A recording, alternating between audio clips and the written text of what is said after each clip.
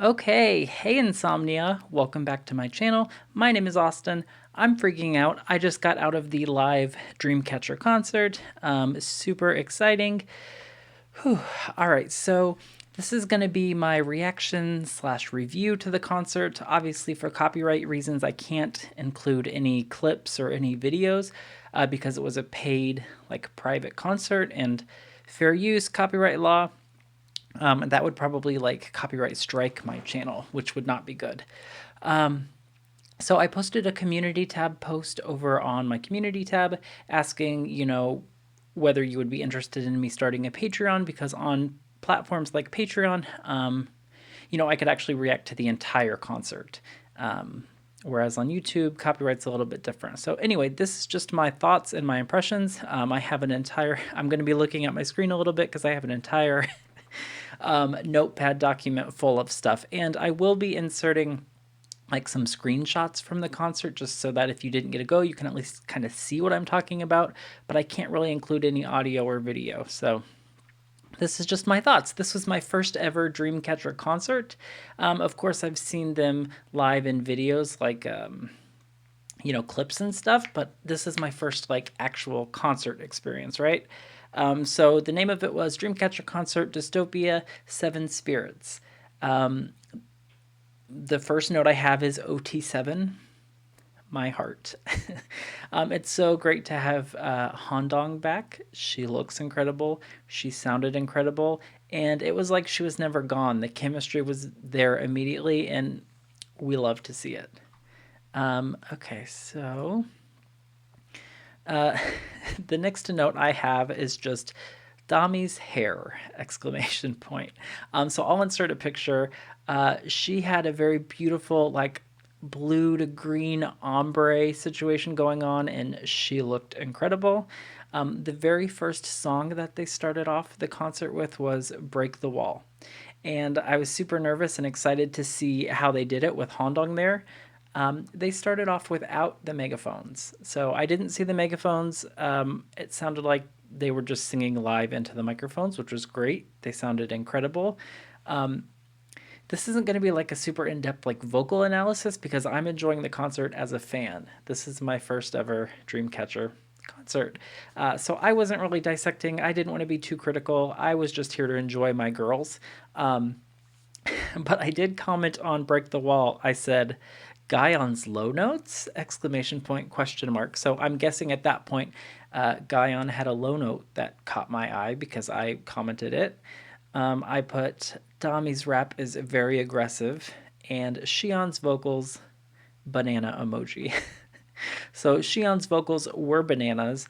Out of this entire concert, it was 2 hours long, and Shion is really just on a different level. All of the other girls surprised me, and there were impressive vocal moments from Jiu. There were impressive vocal moments from Yuyun, from Handong, from all of them. Yuyun, Jiu, Sua, they all sounded stable. They sounded incredible, but Shion kept like just a whole nother level. She's incredible. The next song they did was Fly High. I really liked the rendition they did because they slowed it down, and with the live band, they had a beautiful piano. I said Yuyin's vocals are beautiful, stunning, so soft. Oh, Shion had some very impressive high, like Christina Aguilera runs going on in that song. I really liked that. And then the next note says Jiu strong vocals question mark. So yes, Jiu is incredible. It was really nice being able to hear her in like this stripped performance. I know I reacted to the I Love You performance and she sounded really great there, but something about her on Fly High, she just sounded incredible. I think I'm losing my way. Dami opens. So I actually didn't know the song. This is the bad part. I've only been Insomnia for like 2 months, maybe 3 months, and I haven't got to all of their songs yet because on my YouTube channel I'm standing Dreamcatcher, Mamamoo, EXO, One Us. I'm a multi-stan, so I don't always get to album reactions and stuff like that right away. It takes me a little bit of time. So this was a song I don't know what it's called. My note just says, I think I'm losing my way. Dami opened the song. I don't know the song, LOL. So I'm assuming I just enjoyed that performance and didn't have any other comments on it. After that, they went to Jazz Bar. And I was super nervous for this. Yes, I have listened to Jazz Bar, but I have not reacted to it on my channel. It's one of those things. Jazz Bar is included in like every vocal guide. And while I was making my Can Dami Sing, of course, I had to listen to the entire Jazz Bar performance. So that's why I didn't actually react to the song on my channel. But yes, I have heard it. And I commented that Handong sounded like she belonged in the song. She didn't sound out of place. It just, when I was listening to their live performance, I guess I didn't even realize that Handong wasn't in the original song because she just sounded incredible. Sorry, I'm trying to go through this and not make the video like 5 hours long. Although, if you're interested, if I get enough responses wanting me to start a Patreon, I do have the VOD and I recorded the entire thing, and I can react to the entire show on my Patreon. If I decide to make one, if people are interested. It's kind of tough because I'm not just a Dreamcatcher channel anymore. I stay in a lot of different groups. So doing a Patreon is a little bit harder when there are, 10% of my subscribers that are Dreamcatcher and 20% that are Mamamoo, and it's tough, but it's also exciting and it's fun, and you never know what you're going to get. So hopefully I get people who are interested in all of these groups. Okay, so the next thing, they did a 3-song medley, which I was kind of bummed about, but also excited to see how they did them together. The 3 songs they did were What, Good Night, and Chase Me. And I love all 3 of those title tracks, so I would have loved to hear a full performance of all of them, but I understand, like, the show was only 2 hours long and they had behind the scenes stuff. There's no way they could have just, put all of that in there. So they started out with What, and my note just says, Guyon sounds great, which must have stood out to me because, I typically don't comment on Guyon's vocals too much because her vocals typically aren't very strong. So that stood out to me. Then they transitioned into Good Night, which is one of my favorite songs. And then they transitioned into Chase Me, Dangerous. OMFG, Sua is on the floor, losing my mind. I was kind of typing and tweeting and updating my document at the same time, so my reaction is kind of, whew. Which is why I think it would have been great if I could have reacted to this on Patreon, because you would have actually saw my, freaking out. I didn't record myself on the initial reaction, but if I decide to do it, I'll go back and rewatch it and re-record myself, and yeah. Okay, so after that, they went into rehearsal footage. Oh, I commented that Dami has a white hood on, like a white hoodie, and then right next to her, Jiu has a black leather, like a all black outfit and a black hat. And with, if you're a Final Fantasy fan, with Dami's hoodie and with Jiu's black, it looked like there was a white mage sitting next to a black mage. And so, I mean, video game nerds, Final Fantasy nerds, you'll understand the classic, outfit of that. I thought that was funny. Then they went on to, this was really cool. Each member in the live concert had their own solo song. They had their own solo stage. And what's really cool is a lot of these were songs that I had never heard before. So eventually I'm going to get around to reacting to those songs and being like, wait, didn't Jiu sing this song? So it's going to be cool. Handong started it out, and she was in a coffin. She was standing up in a coffin like a vampire. She had blood makeup on her face. I'll insert a screenshot. She sounded beautiful.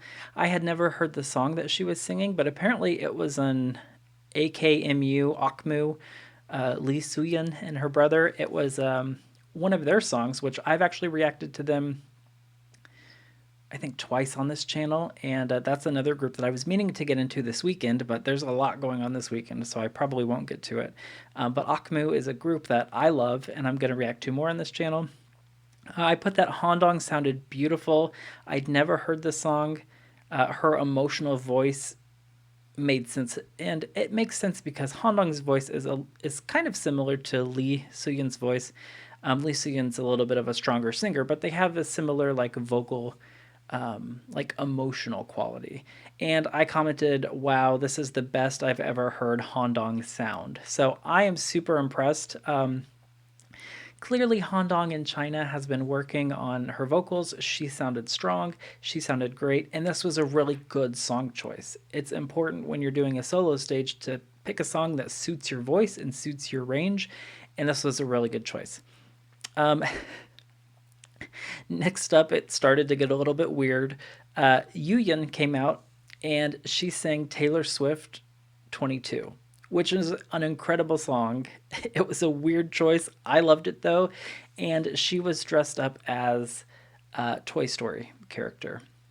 I don't know the character's name because I think it's the girl from Toy Story 2, and I'm too old. Toy Story original is my era. I don't think I ever watched the sequels. I put that the song suited her voice very well, and then I just put hashtag English Queen. So her English pronunciation was really good. Oh, there was an iconic line.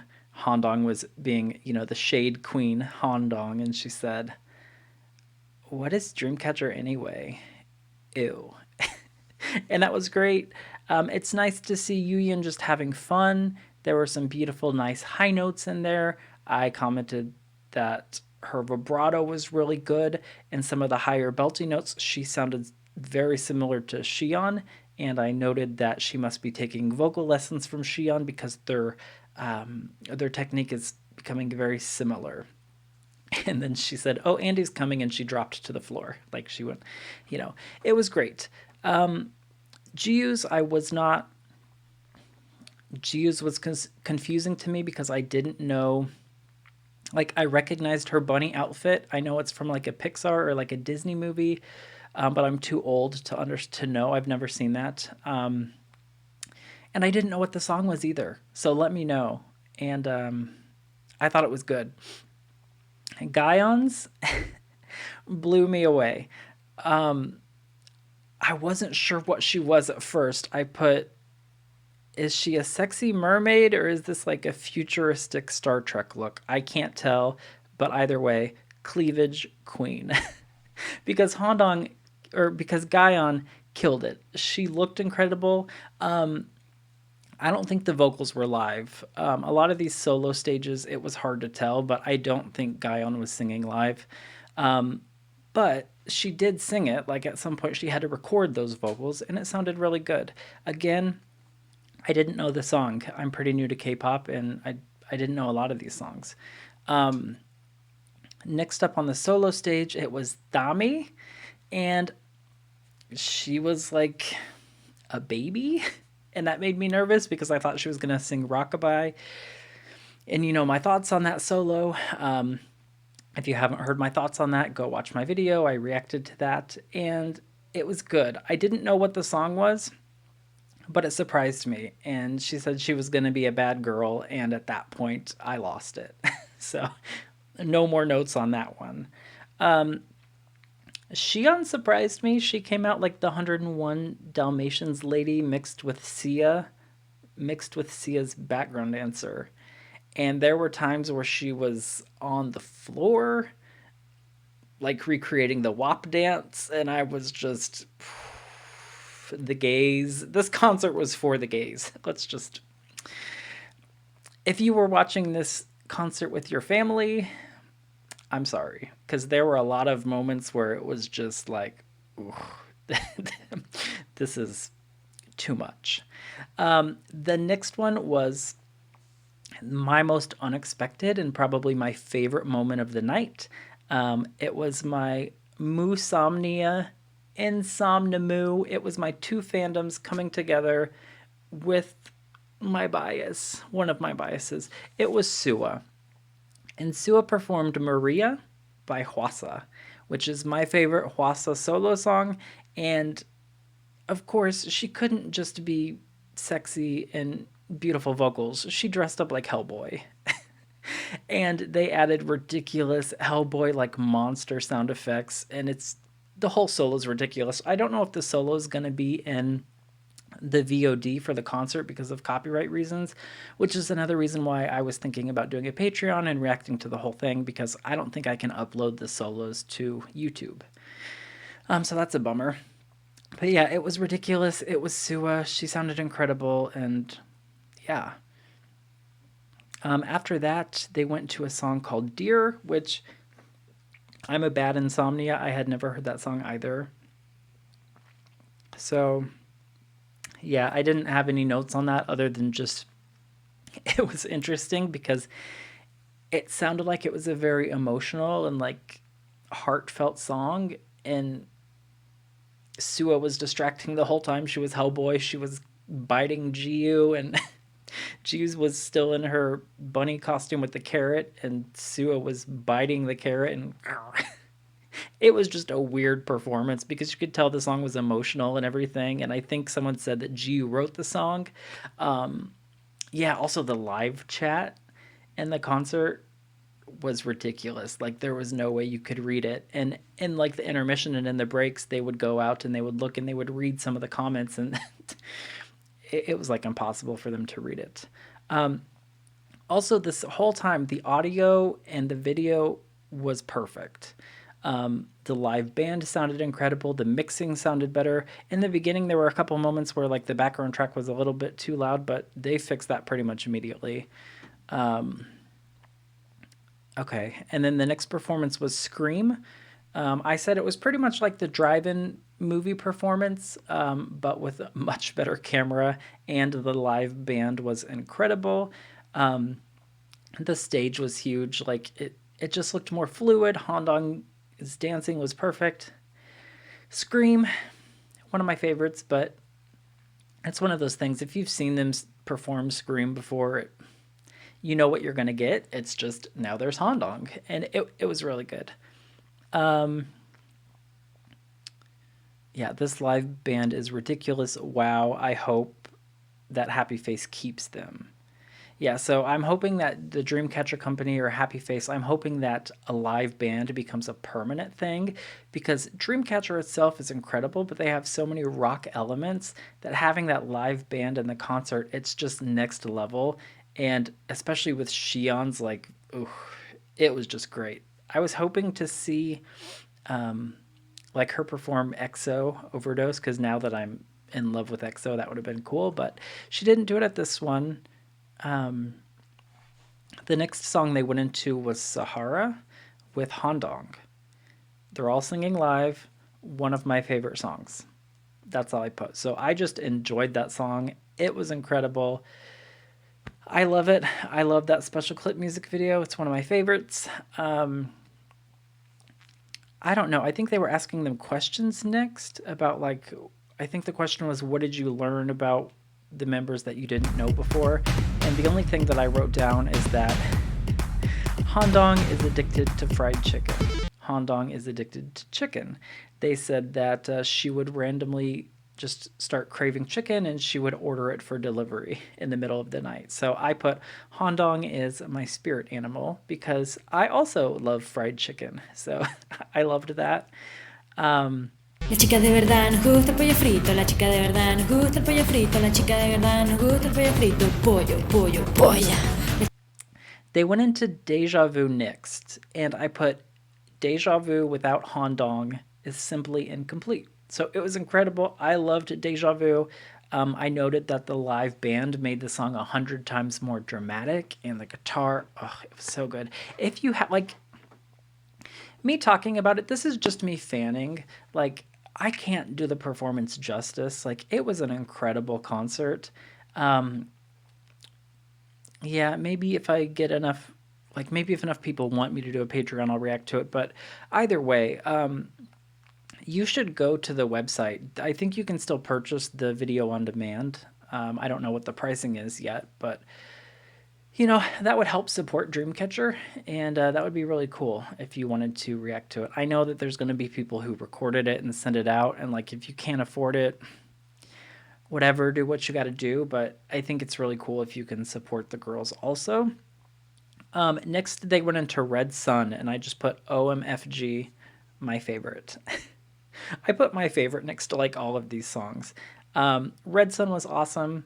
Again, Handong did not feel out of place. She had like one or two lines in the song, and you know, her vocals were good. It's not like they're going to rewrite all of the songs and like make a new verse for her. So, you know, she didn't have the most lines, but she sounded good. And then next they went into Black or White, which I love that song so much. Everyone knows that I prefer the B sides, Black or White, Sahara, Red Sun. Like those are my favorites. And I put GU's vocals exclamation point. So this is when GU really stood out to me. Her vocals were super stable and she sounded incredible. She was singing, she was dancing. Her vocals were way more powerful than I'm used to, and they were more present. I also commented that Han Dong's vocals on this song sounded really good. And at that point, you know, we were like 3/4 of the way into the show. I said they're sweating a lot, especially Yuyun and Xion. There was a lot of sweat happening. They were killing it. The lights were on them. Like, I don't understand how anyone can. A 2 hour concert is really hard. You know, I haven't done a whole lot of that because, you know, I studied vocal performance in college. That's what I did. And, you know, I wasn't doing like 2 hour long concerts, though. We were doing like recitals and things like that. And I would go out and sing my song, and then I would have like a group choral performance. You weren't standing in hot lights for 2 hours. So I've never done that. I couldn't imagine doing that. That's crazy. The next song was Emotion, which I guess is another B-side that I haven't heard. I am disappointed in myself, but it's also cool the first time you're hearing a song to hear it live, because then, you know, it's just cool. I commented that Guyon started the song and her voice was really pretty. So this was a song I think they were using hand microphones, and I think it was 100% live. And I commented that Guyon's voice sounded really good, which is like the third or fourth time I've remarked on her voice, which is good. I think out of everyone in the group, I think Guyon is the most improved. She's getting a lot of confidence. You can tell she's still nervous, and I don't know what it is with her. I think it's a confidence thing, but a lot of times when she gets done singing, like when it's a live thing or like an impromptu thing, she starts giggling or like laughing like she's nervous. So she needs to work on her confidence a bit still, but she's definitely improved quite a bit. She sounds good. Yuyun sounded incredible, so pretty. And then this was like when the show was over. They wrapped it up. They played videos. They thanked everyone. And then they came back and they did an encore. And I was super excited because the encore, they just came out in like hoodies, and, you know, they were chill. They were relaxed. And I think I preferred that. But also they sang Can't Get You Out of My Head, which is their all English song. It sounded incredible. They were all singing it live. It was a lot of fun. They were dancing around, having fun. They did an outro. And then they came back and sang a song called Emergency or Mayday. I'm not sure. I just put spoiler, damn. So there were 3 or 4 songs in the overall like set that I hadn't ever heard before, but it's okay. I mean, if you have the choice for your first time to hear a song to be a studio recording or a live performance, like live, pick the live performance because it was super exciting. I loved it. This was my first ever live concert. I've never attended a live concert like this with K-pop or during the pandemic or whatever. I've been to dozens of like live concerts, and it's always a lot of fun. There was kind of that aspect missing, like there weren't people around me like cheering, but also I didn't have to smell anyone. And there was no like mosh pit or people like bumping into you or anything. And I got all of the interaction on Twitter. Like I was tweeting the whole time, freaking out. Other people were tweeting. So I still had that community aspect. I still really liked it. Yeah, that's it. That's my impressions. This video is not going to be too long, I don't think. But overall, I'm super impressed. They proved that, you know, they're good. They're great vocalists. Xion blew me away every single time. Yuyun was incredible. Jiu's vocals were very stable. Handong sounded beautiful as always. Guyon, impressive. Like Sua, just there was one part where Sua was dressed up as Hellboy on the couch, and it was just so ridiculous because she was singing such a beautiful, like belted note, but then she also had sideburns and red face. And I was just like, of course, Sua can't just give us beautiful vocals. She also has to be weird as hell. So I loved it. It's just the duality. They're just a weird group, and I'm here for it. I love Dreamcatcher. I will continue to stand Dreamcatcher forever. And I don't know. It, it's it's an honor for Dreamcatcher to be my first live performance in K-pop and my first virtual concert. And there were definitely moments where I got emotional because you can tell that they really care and that they were trying to connect with people. And you could also tell that it was frustrating because, they were connecting with people on a screen and they were trying to read comments. And it definitely felt like there was something missing. And, I can't wait until the world goes back to normal and we can go see them in person and shake their hand or get their autograph or whatever. I'm super excited for that day, which will come eventually. But yeah, I hope you enjoyed this. Please go check them out. Go buy the video on demand if you didn't make it to the concert. And yeah, I hope you enjoyed this video. I'm going to have more Dreamcatcher videos as always. I typically do at least 1 or 2 Dreamcatcher videos a week on my channel. I also do a lot of Mamamoo and EXO and other groups. So if you're new here, if you're somehow stumbling onto my channel with this video, subscribe. I would love to have you here. Go check out my community tab on my YouTube and let me know if you're interested in a Patreon, all that sort of stuff. And yeah, I think Dami's still my bias, but Sua's right there. And Handong is coming back to wreck everyone. So buckle up. 2021 is going to be our year. I'll see you next time. Bye.